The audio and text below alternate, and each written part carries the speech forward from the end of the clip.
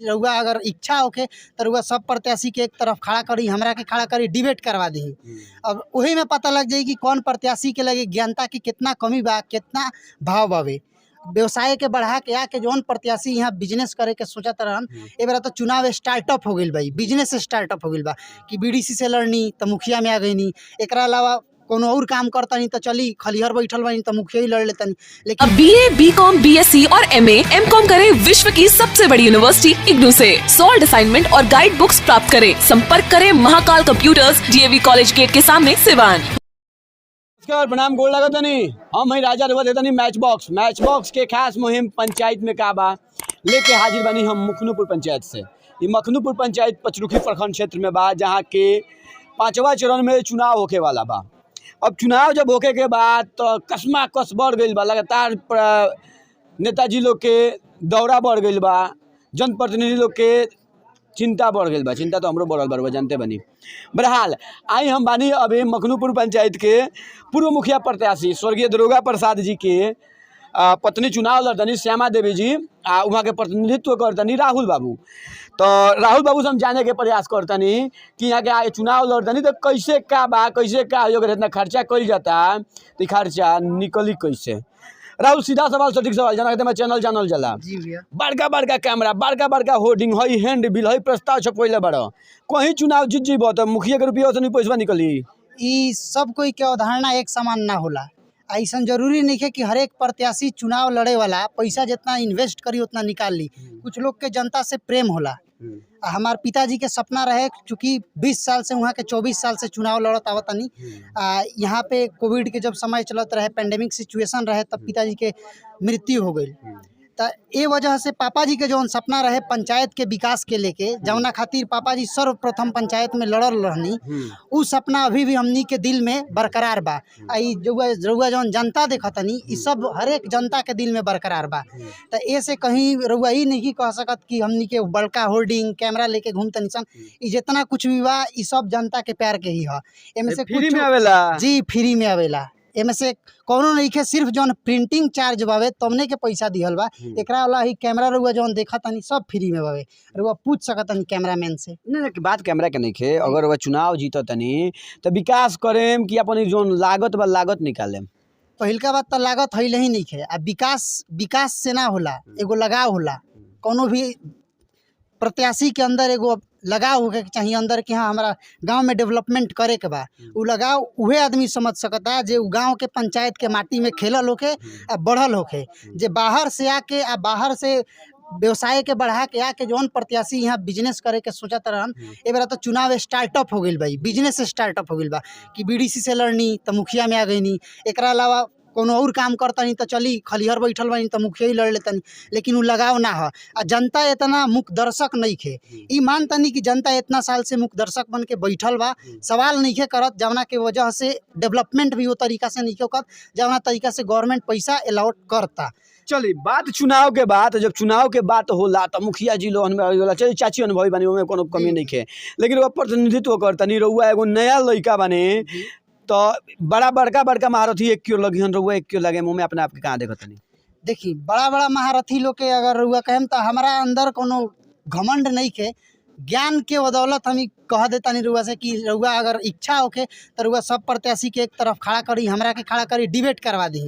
अब वही में पता लग जाई कि कौन प्रत्याशी के लगे ज्ञानता की कितना कमी बा, कितना भाव बावे, आ केकर मोटिव बा विकास करे के, केकर मोटिव बावे पैसा खाए के, कमाए के, भ्रष्टाचार करे के। अगर रउआ जीतो तनी तो रउआ विकास में का करेम? रउआ जीतो तनी, जनता मौका देती या तो रउआ का करेम? देखिए, पंचायती राज के डेवलपमेंट सिर्फ पंचायती राज के डेवलपमेंट ही ना होला कि जौन गवर्नमेंट हमरा के पैसा देलस वो पैसा के इम्प्लीमेंट कर देनी। जैसे अभी तक ले मैक्सिमम रउआ पंचायत देखेम तो उतने वर्क भइल बा जितना पैसा गवर्नमेंट अलॉट करेला, वो से 1 रुपया के दिमाग कोनो मुखिया जी लोग, पूरा सिवान डिस्ट्रिक्ट के बात करतनी, कोनो मुखिया जी लोग एक तरह के अपन दिमाग से खर्चा करे कोनो भी आइडिया इम्प्लीमेंट नहीं कैले। यहाँ तक कि प्लान भी जौन बनेला नेक्स्ट ईयर के तो भी वही बेसिस पर बनेला कि रोड बनाए, उहे रोड जौन बनल बा घिसल पिटल। डेवलपमेंट उ भइल जब हमारा गांव के, हमारा समाज के, हमारा पंचायत के जनता खुश रहे कि विकास होत हवे। ई विकास कैसे हुई? जब लड़का पढ़िया सन, लड़का पढ़िया सन। एकरा अलावा बहुत ऐसा हमनी के मैनिफेस्टो में ऐसा पॉइंट बा जैसे कुटीर उद्योग के हमनी के स्टार्टअप करे के बा। कुटीर उद्योग में जैसे इलायची दाना बनेला बिहार में, एकरा अलावा अगरबत्ती, मोमबत्ती, चूड़ी, ऐसा बहुत सारा बिजनेस हमनी के स्टार्टअप कर सकतनी सन।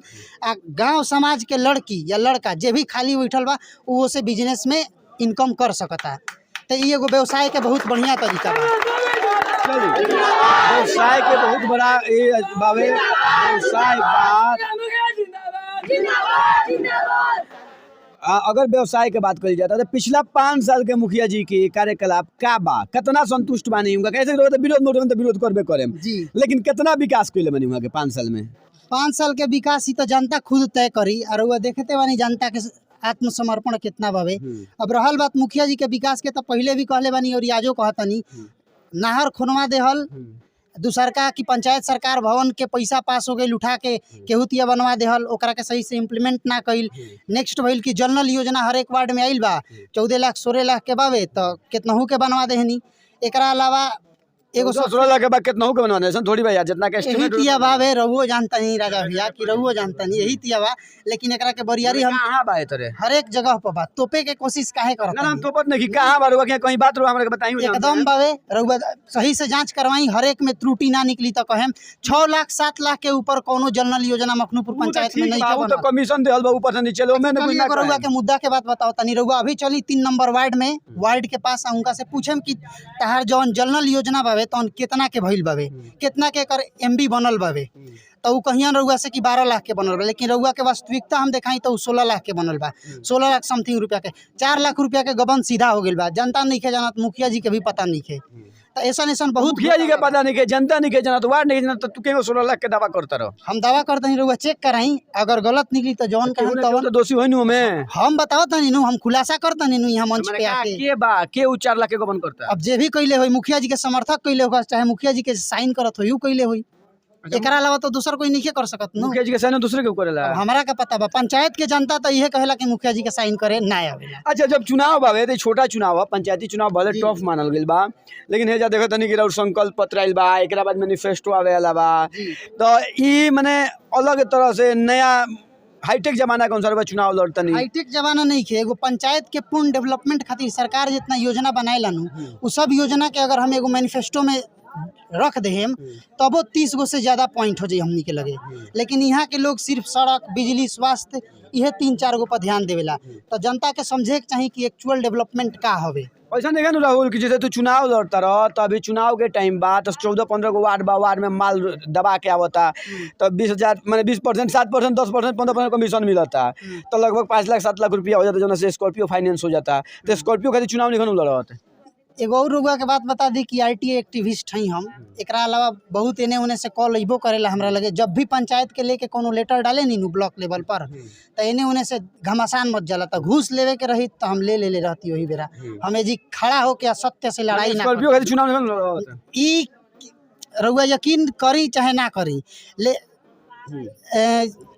स्कॉर्पियो खातिर हम चुनाव नहीं लड़त। एक्चुअल में इहे बा, रउआ अगर हमरा गारंटी बा कि रउआ जीतम त काम करबे करे। में से कितना जनता भी जनता के मुंह पर कहत नहीं। एकर गारंटी बवे कि जब हमनी के मैनिफेस्टो घूमे नु इलेक्शन से पहले, तो नोटरी पर लिखा रही कि 80% वर्क को हम अगर 6 मंथ में क्लियर नहीं करते हैं, उस पे वर्क नहीं करते हैं, वर्क इन प्रोग्रेस नहीं है, तो हम अपने पद का खुद त्याग कर देंगे। इससे बड़ा उदाहरण आपको हम क्या दे बताइए। चलो अभी मैच बॉक्स के माध्यम से अपना क्षेत्र के जनता से, अपना पंचायत के जनता से रुआ का अपील करे के चाहते हैं? देखिए, मैच बॉक्स के टीम के माध्यम से हम अपना पंचायत के जनता से यही अपील करे के चाहें कि पिताजी के हमारे जौन सपना रहे पंचायत के विकसित करे के, समृद्ध करे के, सशक्त करे के, शिक्षा से योग्य रखे के, एकरा खातिर हमनी के जात पात से ऊपर उठ के जौन अभी भ्रष्टाचार से जूझ रहा बा अपन पंचायत, इसे छुड़ाए खातिर, निजात पाए खातिर हमनी के एगो शिक्षित कैंडिडेट, शिक्षित उम्मीदवार के सपोर्ट करे के चाहिए और निस्वार्थ भाव से करे के चाहिए। ई कम से कम ई ना देखे के चाहिए कि वो कौन कास्ट के हुआ, उनकर निस्वार्थ भाव से सपोर्ट हो के चाहिए। अगर उनका अंदर ही काबिलियत बात तो पंचायत के जनता से यह निवेदन रही कि बेरी मौका दी हमनी के अपन बेस्ट करके दिखाएम सन। मैच बॉक्स के टीम से मिलकर कैसन लगल? मैच बॉक्स के टीम से मिलकर बहुत बहुत बढ़िया लगल है राजा भैया, खास करके आपसे। चलिए बहुत बहुत धन्यवाद राहुल जी। तो यहाँ के बत कुछ देखा तो नहीं हो जो मैच बॉक्स के यूट्यूब चैनल पर देखा तो नहीं हो। अगर अभी तक मैच बॉक्स के सब्सक्राइब नहीं कैले तो कर ली। अगर फेसबुक पेज पर तो पेजवा के लाइक करी, फॉलो करी, आ वीडियो के फैला दी।